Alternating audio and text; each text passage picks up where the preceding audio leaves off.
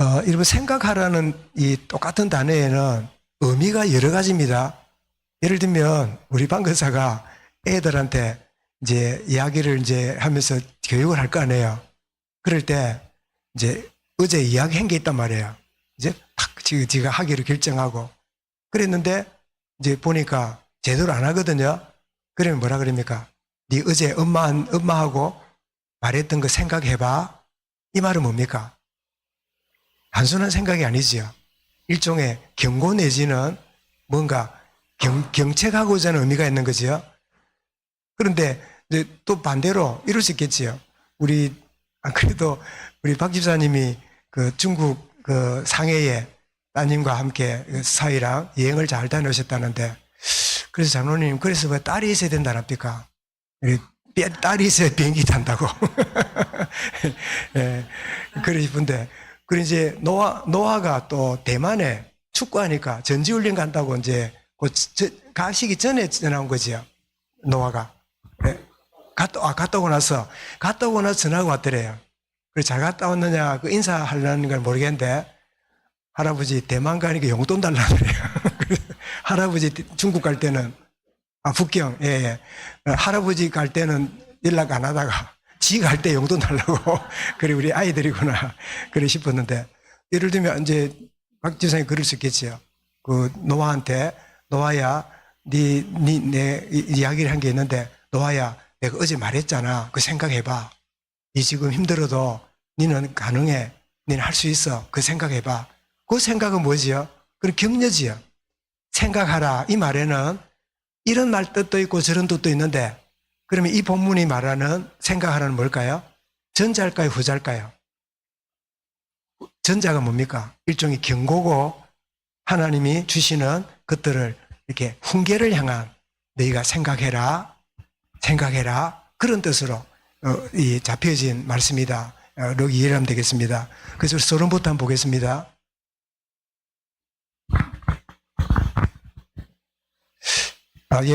그 웨스트민스터 대의례 문답부터 우리 할게요. 18문입니다. 하나님께 섭리하시는 일은 무엇인가요? 답. 하나님께서 섭리하신 일은 당신이 지으신 피조물을 지극히 거룩하고 지혜롭고 능력 있게 보존하시고 다스리는 것이다. 그리고 자기의 영광을 위하여 피조물들과 그 행위를 주관하시는 것이다. 그러니까 하나님은 창조하는 게 아니라 그거를 섭리, 뜻을 가지고 이루어 가신다. 그런 의미로 이렇게 볼 수 있는 거죠. 자, 우리 서론 보면 모든 인간은 이렇게 표현할 수 있습니다. 어떻게 해요? 모든 인간은 고아입니다. 왜 그럴까요?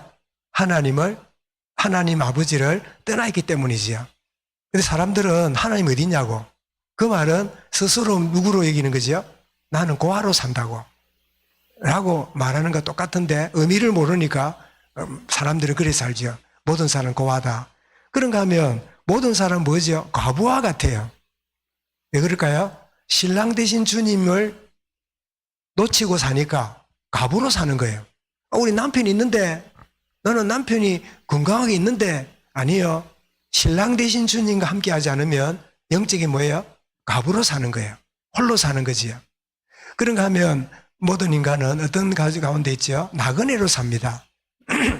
근데 나그네로 사는데 주님과 동행하면 나그네라 하지 않고요. 길동무라 그래요.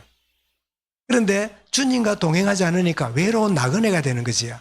그래서 모든 인간은 하나님과 함께 하지 않으면 고하고 신랑 되신 주님과 함께 하지 않으니까 과부처럼 살고 그리고 외롭게 나아가는 나그네로 사는 그런 인생인데 정말 하나님을 아버지로 그리스도를 나의 남편으로 정말 주님과 동행하는 축복을 누리기 때문에 우리는 뭐지요? 고아가 아니고 과부가 아니고 우리는 나그네가 아닌 온전한 하나님의 자녀다 하는 사실을 우리가 생각할 수 있지요. 그래서 우리가 먼저 볼 거는 오늘 본문에서 예수님이 누군가를 우리가 21절과 20에 보게 되는데 예수님이 누구신가? 이 히브리서 기자는 우리를 위한 대제사장이 되신다. 제사장이 하는 일이 뭐지요? 우리의 죄를 속죄하는 일이잖아요. 그래서 에베소 1장 7절에서도 이렇게 잘 말씀하는데요. 읽어볼까요? 그의 피로 말미암아 속량 곧 제사함을 받았느니라. 그의 피로 제사함을 받았다 하지 않고 속량이라는 말을 쓰는 이유가 뭐지요? 예수님의 피값으로 값을 지불하고 우리가 제사함을 받았다는 말이지요.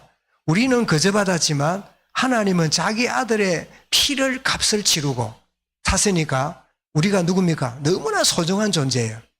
여러분, 왜 우리가 낳은 혈육의 자녀가 소중할까요? 그것은 내 몸이고 내 살이고 나와 분신이잖아요. 하나님 우리를 사랑하시는 뭐지요? 자기 아들의 피값을 지불하고 우리를 사주셨거든. 그러니까 값이 너무 소중해요. 여러분, 오래된 물건을 쓰다가 고장이 나거나 부셔지면 쉽게 버리는 게 있고 그거를 가져가서 고치는 물건이 있어요. 뭐 할 때 가서 고치거나 새로 해가지고 가져오지요? 네? 가치를 따지지요. 가치 있기 때문에. 그 가치도 돈이 비싸기 때문에라는 말도 있지만 그 물건은 의미가 있어요. 여러분, 물건 하나하나에 의미가 있습니다. 여러분이 지금 입고 계시는 옷들도 보면 이거 내가 어떻게 해서 어떤 기념으로 내가 입었고 뭐 이런 생각을 하잖아요. 누가 나한테 선물을 해줬고. 그리고 보니까 제가 이 옷을 보니까 우리 아들이 한 5, 6년 전인가 제가 생일 때 그 양복 사준다 해서 제대로 된 데는 아니고 왜 가면 할인하는 데 있잖아요. 그런 데 갔더니 이제 해줘서 입었는데 제가 이 옷이 좀 떨어지거나 그러면 버릴까요? 꺼내 입을까요? 가치가 있는 거예요. 돈이 문제가 아니고 가치가 있는 거지요. 그래서 꺼내 입는 거지요. 정말 주님이 우리를 피 흘려 주셨는데 하나님이 값을 치룬 아들의 피값으로 우리를 사주신 그런 소중한 존재다. 여러분, 그것만 생각해도 나는 누굽니까? 너무나 소중한 존재잖아요. 사람들이 이렇게 보고 저렇게 보고는 둘째고 하나님이 어떻게 보시느냐? 그게 온전한 우리의 시선이잖아요. 세상이 보고 내가 나를 보는 게 아니라 주님이 나를 보시는 눈, 그 눈이 온전한 우리 시선이 되는 거죠. 그래서 이 피로 말미암아 두 번째로 무슨 일이 벌어지죠? 곧 작은 악한 양심에서 벗어나게 하셨어요.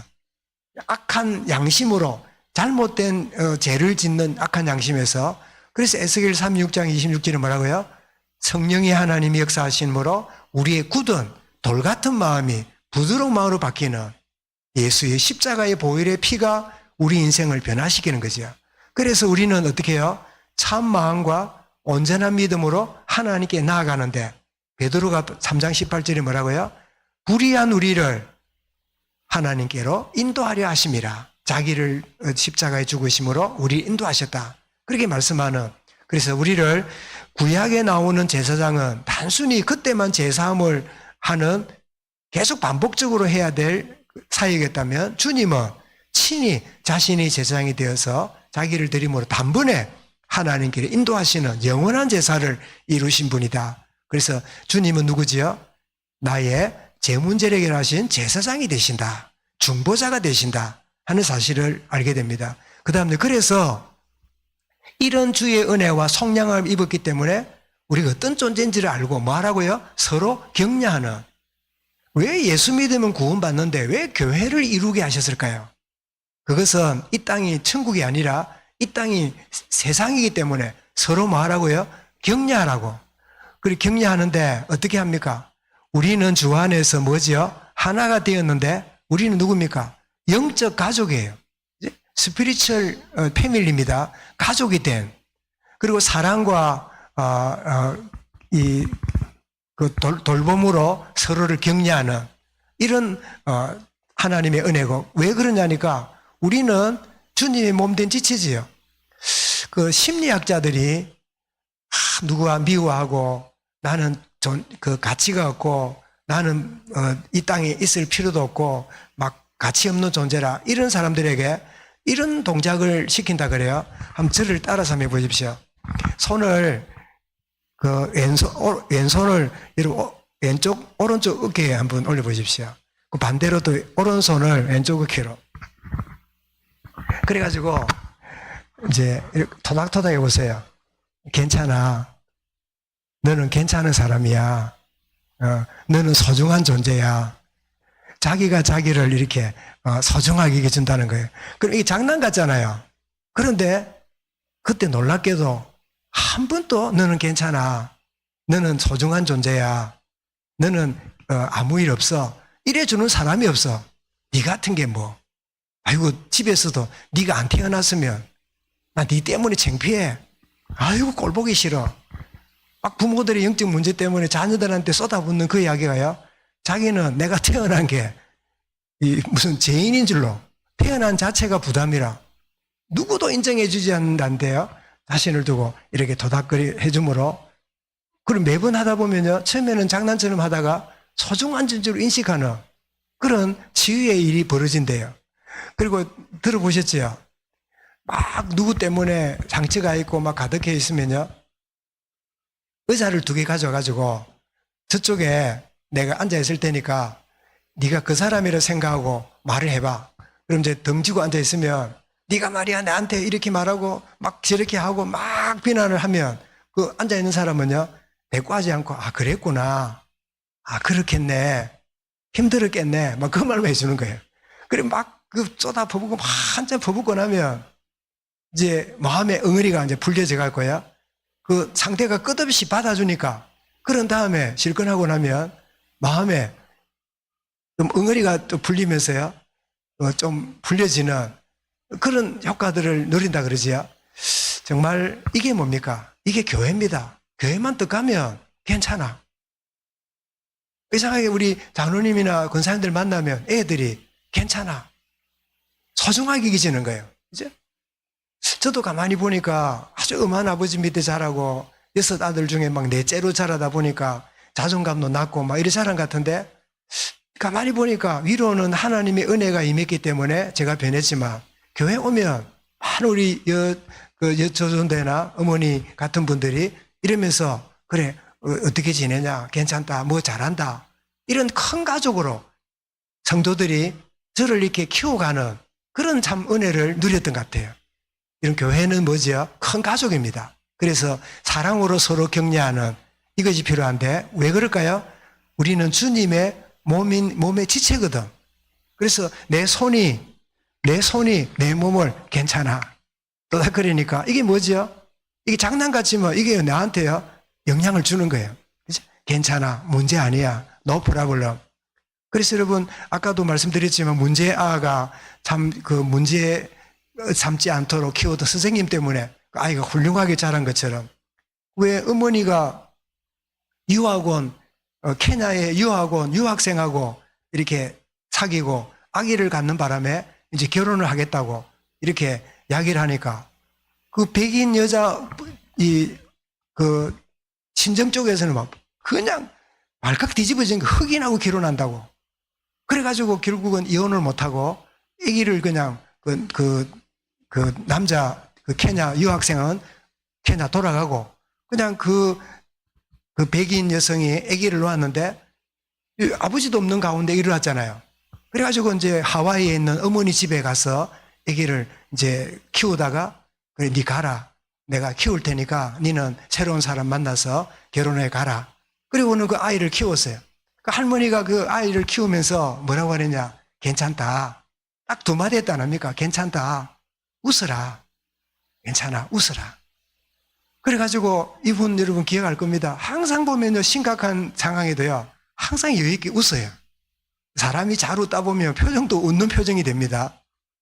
그래서 여러분 아시는 대로 미국에는 아직도 깨지지 않는 이 유리천장이 하나 있는데 무슨 대통령이 안 나왔어요? 여자 대통령이 안 나왔어요. 우리나라에 나왔잖아요. 민주주의의 1번지라고 하는 미국에도 여자 대통령이 안 나왔어요.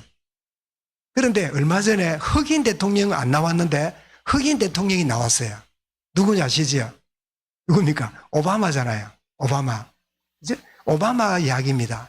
그런 밑에 태어난 아이인데 그 아빠도 보이지 않는 가운데 오바마야 괜찮아 웃어라 하는 그런 격려가 그 미국의 참 역사를 바꾸는 그래서 21세기에 가장 위대한 인물이 있다면 그 훌륭한 대통령이 있다면 그 흑인 대통령 처음이 됐던 대통령이 돼서 오바마라 뭐 그렇게 할 만큼 하잖아요.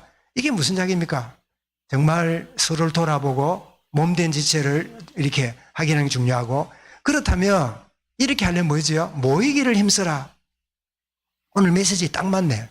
이 메시지 나오려면 상황이 벌어졌네, 그죠? 모이기를 힘쓰는, 어떤 이유도 없이 모임이 얼마나 소중한가를 아는, 그래서 우리 잘하는 데이 25절 있잖아요. 모이기를 패하는 습관을 이루지 말고, 그래서 우리의 습관이 뭐냐? 옛 사람의 특징이 뭐지요? 개인주의, 이기주의입니다. 끝없이 우리 은혜 받고 구원받는데도요, 내 개인 사정, 개인의 이익, 이런 것들이 어떤 길을 결정할 때요, 가장 우선이 되는 경우들이 많아요. 그래서 이런 옛 습관이 나는 옛 사람으로 결정하고 있는가? 아니면 옛 사람을 이기고 있는가? 나는 그리스도로 말미암아 옛 사람은 죽었고 새 사람으로 나가는데 그 특징이 뭐라고요? 함께 모이고 함께함을 누리는 이것인데, 이런 축복을 오늘 저와 여러분이 누리고 있는 줄 믿습니다. 서로를 격려하라. 예수님이 누군지를 알고, 그리고 이 주 안에 들어온 우리를 격려하고 돌아봐라. 그렇게 말씀한 다음에 세 번째입니다. 이제는 너희는 생각하라. 자, 26, 29절인데요. 이 생각하라는 말은 무슨 뜻이지요? 각성해라. 일종의 경고 내지는 훈계하는 겁니다. 자, 진리를 알고도 계속 불순종하고 있지 않는지 생각해봐라. 아, 내가 구원받았으니까, 나는 복음 받았으니까 아무것도 문제가 안 돼. 다 끝났어. 정말 그렇게 그것이 정말 진리 안에서 순종인지 불순종인지를 한번 생각해라. 또 뭐라고요? 받은 복음의 은혜를 소홀히 여기고 성령을 거역하고 있지 않는지 생각해봐라. 우리가 복음의 자유하고 방종이 어떤 때는요, 애매할 때가 많아요. 그래서 생각해라. 진짜 성령이 주는 마음인지 너의 어떤 육으로 쫓아가고 있는지 생각해라. 그런데 이 말씀을 묵상하다 보니까 이미 히브리 6장 4절에서 이 경고하고 있음을 저는 기억했습니다. 같이 읽어보겠습니다. 한번 빛을 받고 하늘의 은사를 맛보고 성령의 참여함 되고 하나님의 선한 말씀과 내세의 능력을 맛보고도 타락한 자들은 다시 새롭게 하여 회개할 수 없나니 이는 그들이 하나님의 아들을 다시 십자가에 못 박아 드러내놓고 욕되게 함이라. 구원받았고 은혜도 받았고 대단한 경험도 했지만 나는 괜찮아, 아무렇게 했는데 라고 한다면 어떻게 해요? 자기도 모르게 점점점 세속화 되는데 세속화 되는 줄 모르고 다 무너지는 일이 벌어지는데, 참 흥미롭게도 지난 주간에는 우리 개혁총회가 세계 선교대를 했고요. 그 지난 주간에는 나간 다락방 팀들이 그 총회 이 세계 선교대회를 했어요. 그런데 그 참여했던 사모가 우리 아내한테 전화가 왔어요. 전화가 가지고 말로만 듣던 이제 지지난주 그 집회 모인 사람 선교사에 모여가지고 다 담배를 물고 복음이면 다 끝났지 뭐 문제되냐고 그러면서 막 연기를 피워가지고 막 선교사들이 다 이걸 물고 이래 있는 거를 보고 사모가 미쳤다 저거. 아니 예수 믿지 않는 사람도 술 담배 하다 끊고 하는데 어떻게 복음 전하고 세계 선교한다는 선교사들이 다 들고. 여러분 예배 마치고 물고 있는 단체가 있습니다. 그거 됩니까? 천주교 신부하고 교인들이 담배 물고 해요. 실제로. 신부님 은혜 많이 받았습니다. 그래서 이제 그래 해요. 담배가 피우는 게 뭐 문제입니까? 그죠? 그러나 여러분, 우리에게 건강이라든지 이런 것들이 좋지 않은 거라면 복음 받기 전에는 그러고 살지만은 복음 받았다면 그러고 있는 것도 자연스럽게 정리가 되고 끝이 나야 될 사람이 안 하던 사람도 이거 하면 복음이고 그거 지적하면 율법이라고 이게 말이 안 되잖아요. 딱 히브리 6장 그대로입니다. 받은 은혜가 있는데 이 받은 은혜가 우리의 이번에 아까 말씀드린 대로 특강했던 우리 장병자 목사님이 결론 내릴 때 아주 참 비통함하고 그러죠. 여러분 복음과 삶이 어떻게 분리될 수 있습니까? 정말 복음이 있다면 삶이 거룩해지고 청결해지지. 복음 받았으니까 아무렇게도 살아도 돼. 그럴 수 없습니다. 참 80대신 그분이 막 아주 장렬하게 그 말씀할 때 참 안타깝다 느껴지는데요. 딱 히브리 6장이 말씀합니다. 생각해라. 네가 복음 받았다고? 네가 그리스도 있다고? 복음이 주인이냐? 그리스도가 주인이냐? 네가 주인이냐?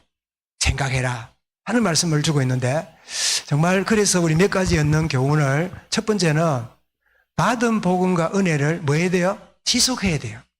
이 지속한다는 말은 잘 관리해야 돼요. 관리하지 않으면 날아가요. 그래서 신앙은 단거리가 아니라 뭐죠? 장거리 경주와 같아요. 그래서 보니까 다리가 튼튼해 보이죠? 아주 금방 뛰는 100m가 아니라 42.19 뛰는 장거리 같은, 신앙은 참 장거리와 같은 것이다. 한데 내 힘으로 뛰라 그러면 힘들잖아요. 내 힘이 아니라 누구예요? 주님 주신 힘으로 달려가는 거죠. 그래서 신앙은 장거리와 같다. 두 번째입니다. 신앙 안에서 함께하는 공동체, 영적 가족임을 항상 기억하고 뭐예요? 서로 돌아보는 거예요. 그래서 예배를 딱 왔는데 앉아있던 분이 안 보이네. 무슨 사정인가? 한 주쯤은 그런 줄 알았더니 둘둘이 안 보이네. 그러면요 어떻게 해요? 내 구역이나 기관이나 주변을 돌아보고, 또 예배를 드린 다음에 가는 길에 문자를 날려보기도 하고 주보를 갖다 주기도 하고 서로 돌아보는, 이런 것이 뭐죠? 우리에게 필요하다. 주변을 돌아보는. 왜 그럴까요? 우리는요 약한 존재예요. 여러분 사람 인자도 아시잖아요. 이 두 개가 견주지도록 만드는 존재잖아요. 그러니까 우리가 연약한 존재인데, 우리가 천국에 살면 괜찮은데 세상에 살기 때문에 서로를 돌아보는 이것이 필요하다. 자, 첫 번째 뭐라고? 신앙은 장거리와 같아서 지속해야 된다. 두 번째는 서로를 돌아보고 격려해야 된다 하는 사실인데, 거기에서 그다음 보겠습니다. 자, 왼쪽의 그릇은 무슨 그릇이죠? 유리 그릇입니다. 오른쪽 그릇은 무슨 그릇이죠? 네, 녹그릇이죠.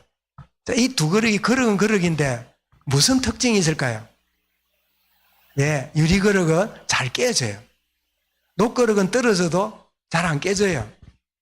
그래서 여러분 베드로가 이 부부 이야기를 하면서 뭐라 그럽니까? 연약한 그릇 같아. 연약한 그릇이 뭐지요? 유리란 뜻이지요. 우리 성도들은 어떤 존재지요? 저는 녹그릇 같은 존재가 아니라 연약한 유리그릇 같아요. 그래서 유리그릇은 짭니까? 녹그릇은 아무 때나 가져가지만요, 유리그릇은 항상 양손으로 가져갑니다. 소중하게. 여러분 식당에 가면 이게 식당 음식 갖다 주는 사람이 손가락을 국물에 담가가 가오는 있잖아요. 그런 밥맛들이 못 먹어요. 아니 손가락을 국물에 담그면 됩니까? 그 다음에 두 번째는 가져와가지고 탁 놓고 가는 사람이 있지요. 수저나 그릇을 왜, 너 바쁘긴 하겠지만 그러면 어떻습니까? 굉장히 불쾌한 느낌이 들지요. 그래서 인사는 만사라고 참 소중하게 갖다 주고, 그런데 그릇을 한 손에 들고 온다면 굉장히 무례하게 보이잖아요. 어떻게 해요? 소중하게 이렇게 감싸주는, 그리고 우리 성도들은 뭐라고요? 우리가 양손으로 돌봐야 될 유리그릇 같은 연약한 존재다 하는 것을 제가 그림으로 한번 설명을 드렸습니다. 세 번째입니다. 이제 우리는 받은 은혜를 지속해야 되고 또 서로를 돌아봐야 되고, 세 번째는요, 우리 받은 영광의 무게가 있어요. 이게 무슨 말입니까? 그리고 하나님이 주신 응답이 있고 직분이 있다면 이거는 영광의 무게입니다. 영광의 무게라는 말을 잘 안 쓰잖아요. 저도 한때는 이 무슨 말인가 생각했는데 제가 의미를 알고 나서는 굉장히 깊은 생각을 하게 됩니다. 이런 부모가 된다는 게 영광스러운 일입니까? 골치 아픈 일입니까?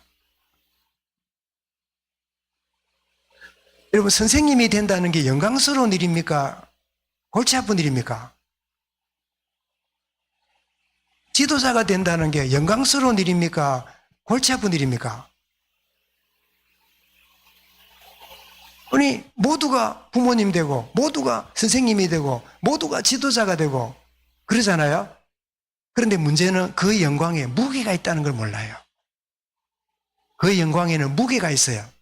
영광의 무게를 놓치면요, 희한한 목사가 되고 희한한 장로가 되고 희한한 교육자가 되고 희한한 지도자가 돼요. 여러분, 우리 정치인들이 막 나한테 맡겨달라 할 때는요, 온갖 소리를 다 합니다. 뭐 이것도 챙기고 저것도 챙기고 모든 권력은 국민에게 나온다고 어쩌고 저쩌고 이래 놓고는 막상 되고 나면 어디예요? 온갖 이 자기의 그 편법까지 쓰면서요, 막 국민들을 그 어렵게 만들고 그런 짓을 하잖아요. 영광은 차지할 줄 알지만 거기에는 영광의 무게란 말은 어떤 말을 무게라고 만들었을까요? 거기는 특권과 함께 책임이 따른단 말이에요. 부모가 된다는 것은 너무 영광스러운 일이에요. 그런데 부모가 져야 될 책임과 영광의 무게가 있어요. 그래서 여러분, 때로는 자녀들이 잘 크면 좋겠는데 전혀 원치 않는 방향으로 크게 될 때요, 부모가 힘들어져요. 그때 생각이 됩니다. 부모가 가질 영광의 무게다. 주님, 이 무게를 잘 감당하도록 주의 은혜를 내게 더하여 주옵소서. 그걸 보고 주님은 이렇게 말했습니다. 내가 주는 짐은 쉽고 가벼움이라.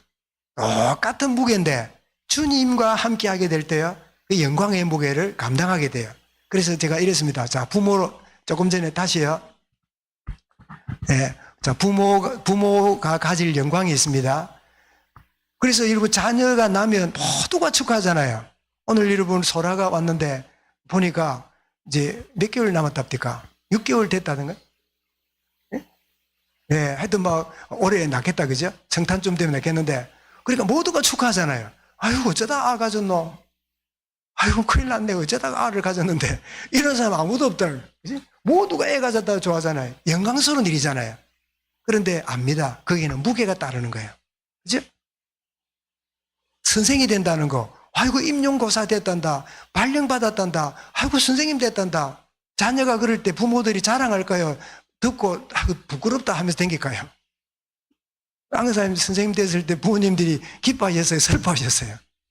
기뻐하셨을 거예요. 저 시골 산골짜기에서 선생님 났다고. 현수막가 안 그렇습니까? 촌에 가면 막 현수막 걸어놓고 하잖아요. 이 동네 어느 집안 누구 딸이 뭐 됐다고. 어느 집안 누가 육사 걸려갖고 뭐 장군 됐다고 뭐 이러잖아. 그죠? 영광이 있어요. 중직자가 됐다는 게 다 축하받고 다들 격려하잖아요. 어떤 사람은 안 시켜준다 삐지가 교회 나가는 사람도 있고 하잖아요. 목사가 되는 건 영광스러운 일이지요. 받은 은사 있다는 거죠. 그런데 여기에는 뭐지요? 이 모두에는 영광의 무게가 있다는 거예요. 이걸 생각하라는 거예요. 아, 내가 이 영광스러우면은 감당해야 될 몫이 있다. 이게 여러분, 하나님 주신 은혜의 책임성 있는 성숙한 성도들의 모습입니다. 아멘. 이 사실을 뭐라고요? 기억해라. 생각해라. 라고 하는 경고의 말씀을, 히브리서 기자 말씀 자체가 구약에 많이 나오는 교훈들과 이런 것들을 인용하고 가져오면서 지금 뭔가 삐뚤어져 있거나 바로 생각하지 않는 것들을 좀 수정하는 그런 의미가 많이 담긴 중에 오늘 본문이 뭐라고요? 너희는 생각해라. 어떻게 받은 은혜가 있는지, 너희가 받은 은혜의 무게가 어떤 건지를 생각해라. 다른 부모된 여러분, 지도자인 여러분, 중직자인 여러분, 여러분에게 무게가 느껴집니까? 하나님이 주신 무게입니다. 주님, 이 무게를, 주님 주시는 짐을 잘 감당하는 은혜를 누리게 해 주옵소서. 아마 나는 뭐 복음 안에 있으니까 뭐 어때? 괜찮아가 아니라 영광과 함께 영광의 무게도 내게 함께 주어졌다. 이를 어떻게 해요? 이것들을 기억해라. 생각해라. 그래서 제가 이제 마무리를 마치면서 저걸 봐서 저게 어느 사진 같습니까? 6.25 때, 피난민, 아마 1.45 때 이럴 쯤에 지고, 이기고, 안고, 이러는데, 보면 애 얼굴이 몇 명입니까? 엄마 1명하고, 엄마 2명이네요. 한 분은 옆 얼굴이고, 한 분은 뒤에 머리만 보이는데, 애가 몇입니까? 옆인 애 하나, 그 다음에 앞에 있는 애 하나, 저 앞에 있는 아주머니 뒤에 눈이 삐죽하게 나온 애 있지요? 저래 사진 찍혀보려고, 그죠? 저랬던 얼굴들이 언제입니까? 50년대에 찍혔으니까 아마 저런 나이 되면 45년, 장로님 연세나 우리 박 집사님 연세 비슷하겠네요. 한 45년쯤에 났겠지요. 50년대 이거 터졌으니까. 알겠네. 저 5살짜리 업진하니까. 한두 살 되니까. 그렇겠네. 그죠? 거의 한 48년생, 47년생, 그때쯤에 아마, 그때 났겠죠. 그래가 지금 다 살아계시겠네. 그죠? 어머니는 돌아가실 것 같고. 이런 어머니가 머리를 친다는 말은 먹을 게 있어야 되잖아요. 애를 업었다는 게 자녀를 보호하잖아요. 큰 놈은 또 이제 걸리고 가는데 지켰잖아요. 난 저걸 보면서 부모가 힘들어요. 이니마다 얼마나 힘들었을까요? 전쟁통에 집을 떠났고 뭐 거리도 없는데, 근데 저 부모님에게 저 힘든 일이지만 부모의 자부심이 있다면 감사했을 거예요. 이런 자녀들이 자라서 대한민국을 이루었잖아요. 대한민국을 세계 10등 국가로 만들었잖아요. 여러분, 오늘날 문제는 뭐지요? 자기 자리에 영광의 무게를 잃어버려서 그래요. 영광의 무게를 여러분 회복해야 돼요. 뭐라고요? 생각해라. 놓쳐버리지 않았는지, 소홀히 하지 않는지 생각해라. 여러분, 대한민국을 향하여 하나님 말씀합니다. 네가 대통령이 되고 싶으냐? 대통령의 영광과 함께 그 무게를 기억해야 돼. 네가 뭐 되고 싶으냐? 모든 사람 물리치고 막 수단 방법 부리지 않고 차지하고 싶으냐? 거기에는 영광의 무게가 있는 거야. 영광은 차지하면서도 무게를 감당하지 않는 지도자 때문에 한국이 이렇게 큰 어려움이 온 거예요. 사실은요, 그 무게를 감당할 수 없으면 영광을 차지하면 안 돼요. 근데 모든 사람들은 다 차지하고 싶어. 거기에 따르는 영광의 무게가 있다는 것을 진정으로 안다면, 마지못해서 어쩔 수 없다면 내가 맡지마. 니는 아니고 내가 맡아야 된다고 그럴 이유는 참 없을 텐데, 영광의 무게를 진짜 아는 사람이 하나님 대통령이 되게 하시고 이 나라의 지도자가 되게 하시고 우리 주변에 좋은 지도자들이 일어날 수 있도록 은혜를 다하시고, 그런 참 부모로, 그런 지도자로, 그런 중직자로 쓰임받도록 하나님 생각하라.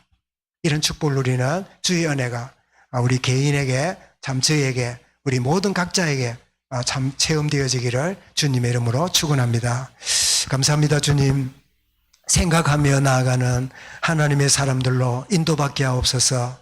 참 영광뿐 아니라 영광의 무게가 있음을 진정으로 알고 내가 주는 짐을 지는 것은 쉽고 가벼움이라 하셨는데, 이 복을 누리는 우리 온 성도가 되며 특별히 직분자들과 모든 지도자들이 되어지도록 은혜로 인도하여 주옵소서. 부모의 참 자리가 힘듭니다. 여러 상황이 힘듭니다.